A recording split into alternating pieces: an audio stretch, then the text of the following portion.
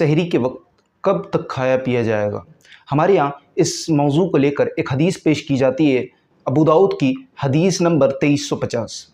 اس حدیث میں کیا ہے؟ اس حدیث میں یہ ہے کہ اگر تمہارے ہاتھ میں پیالہ ہو اور اذان ہو جائے تو اس وقت تم اپنی، اور تمہیں ضرورت بھی ہو، تم اپنی ضرورت کو پورا کرو، یعنی کہ آسان الفاظ میں اذان، سحری کے وقت جب اذان ہو رہی ہو تو تم کھا پی سکتے ہو، سحری کر سکتے ہو۔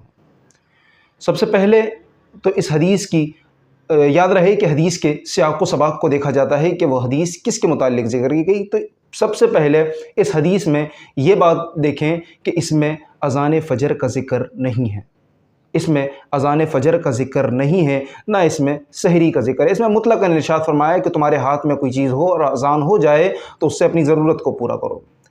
لیکن اب اس حدیث پر جب عمل کیا جائے گا تو اس کی صحت کو دیکھا جائے گا، اس کے صحیح ہونے کو دیکھا جائے گا۔ تو اس حدیث کو جب محدثین کی آراء میں دیکھا تو یہ حدیث ضعیف ہے، یہ حدیث صحیح نہیں ہے اور یہ حدیث مشکوک ہے۔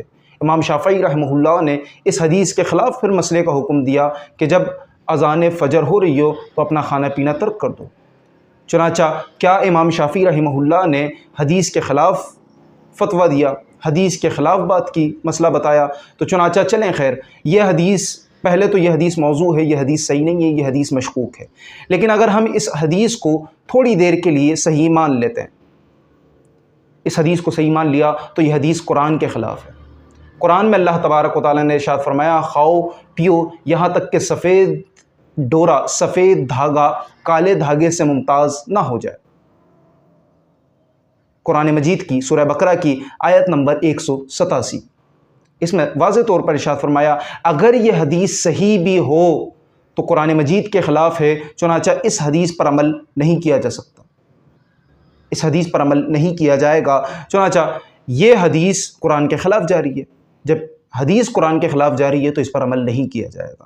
دوسرا، پھر صحیح بخاری کی حدیث نمبر 1919 میں حضور علیہ الصلوۃ والسلام نے ارشاد فرمایا بلال رات کے وقت اذان دیتے ہیں اور جو فجر کی اذان ہے وہ ابن ام مکتوم اذان دیتے ہیں۔ یاد رہے کہ 2 اذانیں دی جاتی تھیں، پہلی اذان حضرت بلال رضی اللہ تعالیٰ عنہ دیتے تھے۔ وہ اذان کس لیے ہوتی؟ وہ جو لوگ نوافل پڑھ رہے ہوتے، وہ یوں کہہ لیں کہ لوگوں کو متنبہ کرنے کے لیے کہ سحری کا وقت قریب ہے، سحری کا وقت ختم ہونے والا ہے، چنانچہ اب اپنا جو ہے جلدی جلدی کھا پی لو اور اپنا کھانا پینا ترک کر دو۔ اس کے لیے حضرت بلال رضی اللہ تعالیٰ عنہ اذان دیتے تھے۔ لیکن جو نماز فجر کے لیے اذان دی جاتی تھی وہ اذان ام مکتوم دیتے تھے۔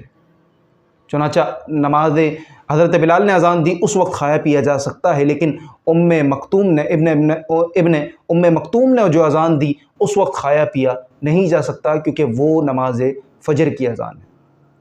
بعض محدثین نے اس حدیث سے یہ مطلب بھی نکالا کہ یہ جو حدیث ذکر کی حضور علیہ الصلوۃ والسلام نے جو صحیح نہیں ہے، جو مشکوک ہے، اگر اس حدیث کو صحیح مان کر اگر ہم دیکھیں کہ حضور علیہ الصلوۃ والسلام نے یہ حکم دیا کہ اذان ہو رہی ہو تو اس سے اپنی حاجت کو پورا کیا جائے، اگر اس کو دوبارہ صحیح مانیں تو اس سے پہلی جو صحیح بخاری کی حدیث نمبر 1919 ہے اس سے حضرت بلال رضی اللہ تعالیٰ عنہ کی اذان مراد ہے۔ چنانچہ حضرت بلال رضی اللہ تعالیٰ عنہ کی اذان مراد لے کر اس سے کھانے پینے کی اجازت دی، ابن ام مکتوم کی اذان مراد نہیں ہے۔ تو یاد رہے، اسی طرح بہت ساری روایتیں موجود ہیں جس میں واضح طور پر ارشاد ہے کہ سحری جب نماز فجر اذان فجر دی جائے اس وقت کھایا پیا نہیں جائے گا۔ چنانچہ بعض ضعیف حدیث کو لے کر، جو حدیث صحیح نہیں ہے ان کو لے کر ہمارے روزوں کو خراب کیا جا رہا ہے، روزوں کی صحت کو خراب کیا جا رہا ہے۔ یاد رہے اذان فجر ہوتے ہوئے جو شخص کھائے گا، جو شخص پیے گا، اس کا روزہ نہیں ہے، اس کا روزہ ٹھیک نہیں ہے۔ تو سنی سنائی باتوں پر عمل نہیں کیا جائے گا، بلکہ جو حدیث، اور آپ دیکھیں نا کہ حدیث کو چھوڑیں، آپ 1 منٹ کے لیے حدیث کو ہٹائیں تو یہاں قرآن کی واضح طور پر آیات موجود ہے کہ سفید ڈورا کالے ڈورے سے ممتاز نہ ہو جائے، اس وقت تک کھاؤ پیو۔ تو قرآن پر عمل کیا جائے گا، اور اس کے بعد پھر بہت ساری حدیث ہے جیسے حضرت بلال رضی اللہ تعالیٰ، یہ ساری حدیثیں موجود ہیں۔ تو سنی سنائی باتوں پر عمل نہیں کیا جائے گا، ان کو سن کر اس پر اپنے روزوں کو خراب نہیں کیا جائے گا، اپنے روزوں کی صحت کو خراب نہیں کیا جائے گا۔ جو قرآن مجید میں آیتیں ہیں، جو صحیح احادیث طیبہ موجود ہیں ان پر عمل کیا جائے گا۔